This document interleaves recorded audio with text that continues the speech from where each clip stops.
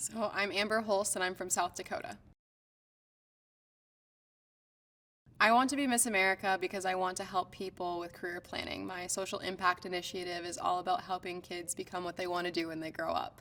And so as Miss America, I can not only do that in my state, but also across this nation to help people, get the career that they want to have one day.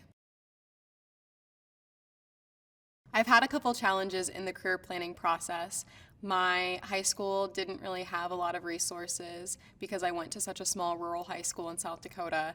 And so throughout that process, I found myself feeling very overloaded or lost in the process. And so I started a nonprofit company called Operation Overload to help other students not feel like I did, because I almost dropped out of college my first semester. And I was the kid that had it all figured out, that the teacher said, oh, she's going to be fine. And if I was the one that was almost dropping out of college, I knew there were other students that needed help. Well, I'm a political science major, and so I learn all about politics and how people interact with each other, especially in the realm of government, but it's almost like sociology too. And so I think as Miss America, I would not only want to help people be what they want to be one day, but also I want to show people that regardless of who you are, your background, that you can help other people and become whatever you want to be, and to kind of break some of those barriers and stereotypes and show people that a small town girl from South Dakota can be Miss America, and that the nerdy band girl can be Miss America, and all of those, and just kind of break those glass ceilings and barriers to show other young girls that they can do whatever they want in this world. The current CEO or president of the board for the Miss America organization is Chantel Krebs, and she's actually originally from South Dakota and was Secretary of State, played the alto saxophone in band just like I did. And so she's always been an inspiration to me, not only in the political world, but also in this competition, because she was a former Miss South Dakota. And so I always look up to her now, especially because she's, a big, huge leader in this organization. But she's an incredible woman and someone that, I have very similar things in common with her, but also she's helped me along the way with just advice and wisdom.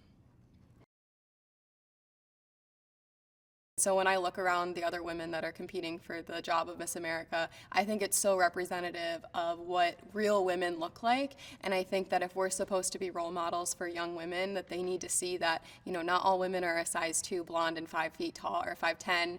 Not all, women have perfect skin, and that's okay, because that's the real world. And I think it's so incredible that we're producing role models for girls to see this is what real successful, ambitious women look like, and you don't have to look perfect to really do something in this world and make a difference. Well, I think it's really important to utilize social media as a tool and use it for all of its best qualities. And so obviously there's a lot of negative things about social media, and it's hard, especially as someone who is a young woman who still feels all the pressures that other young women feel when they look at Instagram models and all of that. But I think it's important to use it so that you have a voice and that you can reach so many people. And I know some of my Miss America sisters do the same, but we really try to make sure that the things that we're posting are real and authentic, to show people and change the narrative that you can be real and you can get a bunch of likes on Instagram, because people want to see that, and to hopefully change the narrative a little bit to show other women that, hey, this is what a real person looks like, not Instagram models. I guess always know that your community is behind you, especially in South Dakota, that the people that you've been raised around, or the people that have helped you become the person that you are today, thank them and know that they really have helped you. There's a saying, if you see a turtle on a fence post, you know that it had some help getting there. And I think that's really important, especially me as Miss South Dakota. I definitely feel like that. But for all those young girls out there in South Dakota that, are looking at that fence post and wondering how they're going to get there, it's going to be your community that will surround you.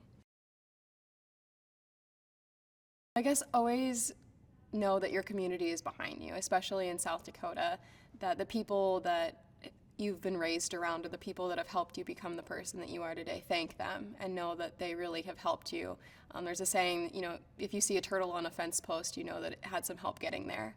And I think that's really important, especially me as Miss South Dakota. I definitely feel like that. But for all those young girls out there in South Dakota that, are looking at that fence post and wondering how they're going to get there, it's going to be your community that will surround you.